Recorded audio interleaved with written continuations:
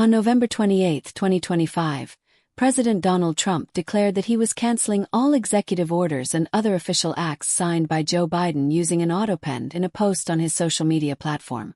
Trump wrote, "Any document signed by Biden with the Autopen, which was approximately 92% of them, is hereby terminated, and of no further force or effect."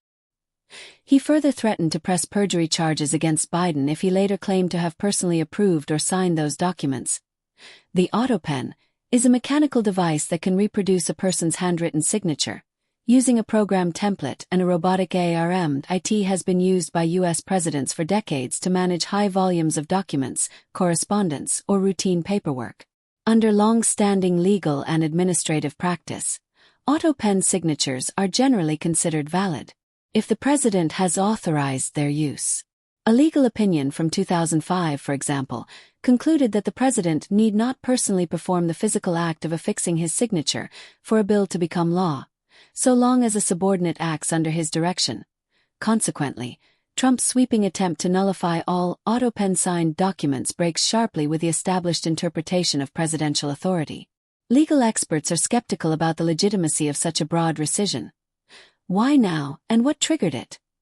The Autopen controversy has been a recurring theme. Earlier in 2025, Trump and some Republican allies targeted certain pardons issued by Biden, claiming they were invalid because they were signed mechanically rather than by hand. That earlier challenge led to an order by Trump's administration directing the Justice Department to investigate whether Biden's aides secretly used the Autopen to sign documents while bypassing the president, essentially questioning whether Biden retained real control. Supporters of the investigation argue that the use of Autopen during a period when Biden was reportedly experiencing health issues raises constitutional and ethical questions about who actually wielded the power of the presidency, what critics and supporters say.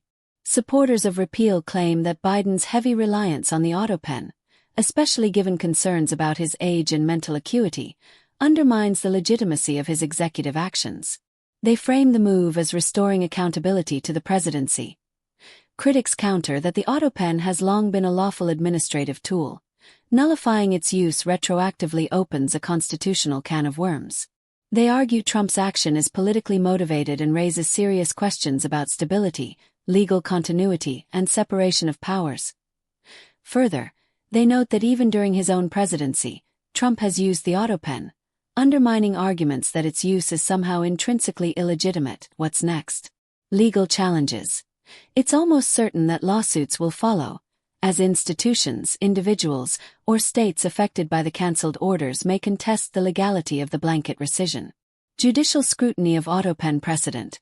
Courts may be asked to re-examine the long-standing legal doctrine allowing Autopen use, raising constitutional questions about the nature of signing and presidential authority.